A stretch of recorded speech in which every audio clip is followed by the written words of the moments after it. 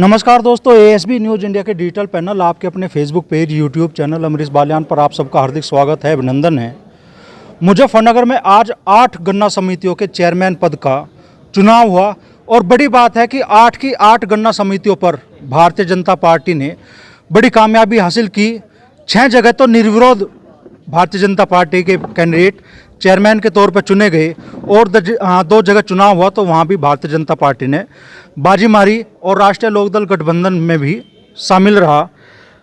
इस जीत का पूरा एक तरह से दारोमदार पूर्व केंद्रीय मंत्री संजीव बालियान जी के कंधों पर रहा, चूँकि गन्ना समितियों के इस चुनाव में भाजपा का कोई दूसरा नेता इतना सक्रिय दिखाई नहीं दिया पूरे जनपद में जितना कि अकेले संजीव बालियान। तो मंत्री जी, किस तरीके से इस चुनाव परिणाम को देखते हैं, चूँकि आप जिले के करीब 2.5 लाख गन्ना किसानों से जुड़ा ये सीधा चुनाव था। हाँ, देखिए, मुझे लगता है कि इस तरह से चुनाव कभी मुजफ्फरनगर में पहले हुआ भी नहीं।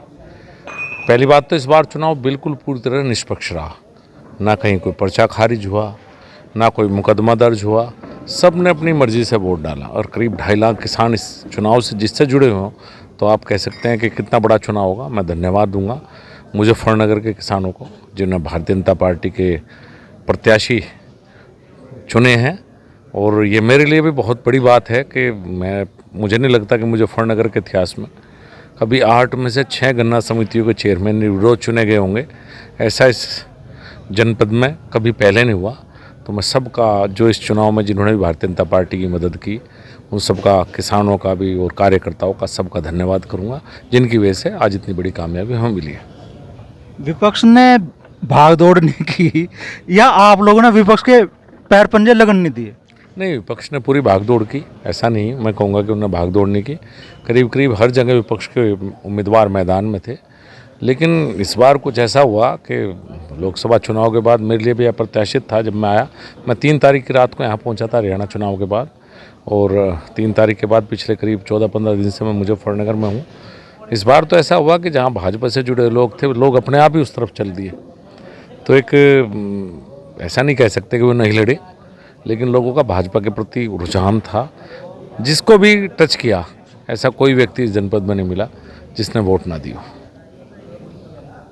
तो मुजफ्फरनगर की राजनीति में लोकसभा चुनाव का जो परिणाम रहा, उसके बाद संजीव बालियान जी का सबसे बड़ा कमबैक है गए।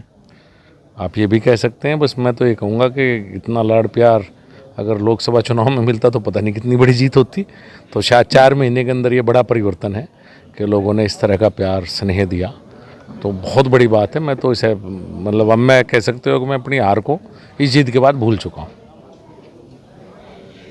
तो इस बार ऐसा भी कोई मौका नहीं रहा कि कहीं किसी ने और खड़ा होकर आरोप लगाया हो कि साहब नॉमिनेशन हमारे खारिज कर दिए गए, और बावजूद उसके इतने बड़े मार्जिन से जो जीत हो रही है, उसकी सबसे बड़ी वजह आप क्या मानते हैं? मैं तो ये प्यार ही मानूंगा, और तो मेरे सामने कोई वजह दिखाई नहीं देती। बताया जहाँ भी ये चला गया कि जब भारतीय जनता पार्टी ने डायरेक्टर घोषित किए, डेलीगेट का चुनाव तो गांव के स्तर पे हुआ, उसमें कहीं पार्टी की भूमिका नहीं थी, लेकिन भारतीय जनता पार्टी से जुड़े या दूसरी पार्टी से जुड़े हुए लोग भी लड़े। जब हमने डायरेक्टर के उम्मीदवार घोषित किए तो बस ऐसा हुआ कि जीतते चले गए। विपक्ष के पास कोई मिला ही नहीं। खूब उन्होंने कोशिश की। तो यही कह सकते हैं कि लोगों का रुझान था, उनका मन था, और सबको ये भी पता था कि इस चुनाव में मैं मेहनत भी कर रहा हूँ, मेरे प्रयास भी हैं, और इस चीज़ का परिणाम भी मिला। बहुत से लोगों ने ऐसा कहा, भाई पिछली बार वोट नहीं दी थी, उसका दुख है, इस बात का पूरा इस बार करेंगे। तो बताया, इस चुनाव में मैं तो बेहद खुश हूँ। बताया, मैं अपनी पुरानी बातें भूल भी चुका। सबका सहयोग मिला, सबका साथ मिला, सबका समर्थन मिला, सर्व समाज का। अच्छा, एक बड़ी चर्चा ये भी चली कि इस चुनाव में राष्ट्रीय लोकदल को आप लोगों ने मौका ही नहीं दिया। बिल्कुल राष्ट्रीय लोकदल का एक भी प्रत्याशी चेयरमैन पद पर नहीं था। प्रत्याशी भारतीय जनता पार्टी के जरूर थे, लेकिन जो लोकदल के नेता हैं उनसे बातचीत करके प्रत्याशी उतारे गए थे सभी। ऐसा नहीं था कि बिल्कुल हमारा कोऑर्डिनेशन नहीं था।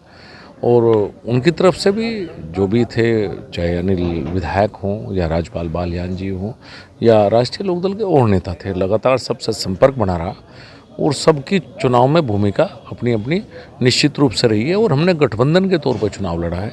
राष्ट्रीय लोकदल भारतीय जनता पार्टी ने गठबंधन करके चुनाव लड़ा है, तो हम सब ने साथ मिलकर चुनाव लड़ा है। इसमें मुझे नहीं लगता कहीं किस तरह के कोई आपस के मतभेद हमारे रहे हो। जितने भी नेता, चंदन चौहान जी भी सक्रिय रहे हैं, सब सक्रिय रहे हैं। अच्छा, 6 जगह निर्विरोध चेयरमैन बने और एक जगह आपकी अपनी भाभी जी निर्विरोध चेयरमैन बनी है। बड़ी बात है कि चौथी बार आपके परिवार में लगातार चेयरमैन नहीं आई है। और उससे भी बड़ी बात यह है कि जब आप केंद्रीय मंत्री रहे तो इन जगह आपकी अपनी सीट पर मंसूरपुर गन्ना समिति पे चुनाव की स्थिति आई। इस बार आप चुनाव हारे, लेकिन ये चुनाव निर्विरोध हो गया। हाँ, 3 बार मेरे बड़े भाई अरुण बालियान जी यहाँ से चेयरमैन रहे हैं और मैं याद कर रहा था कि तीनों बार चुनाव में बड़ा नज़दीक का मुकाबला रहा।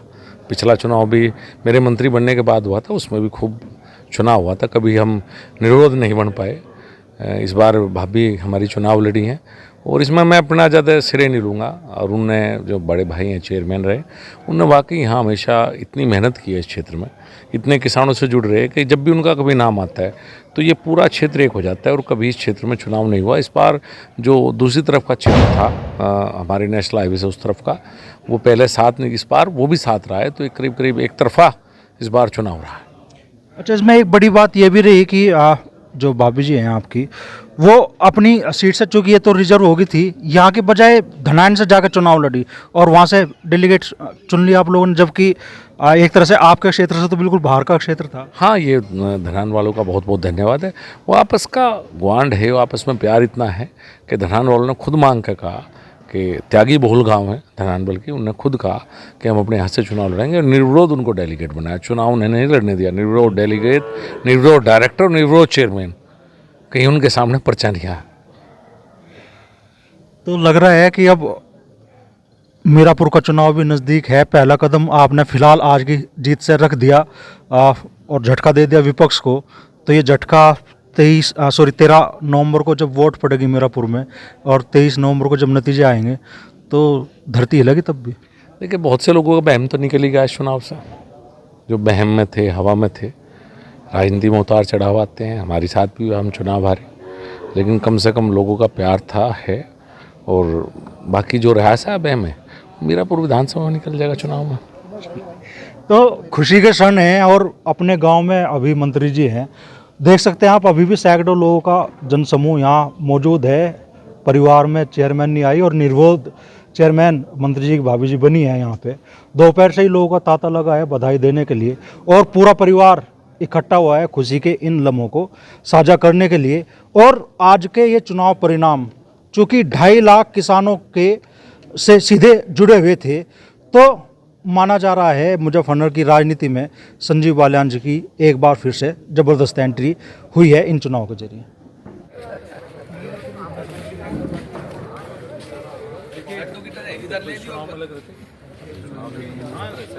बीच में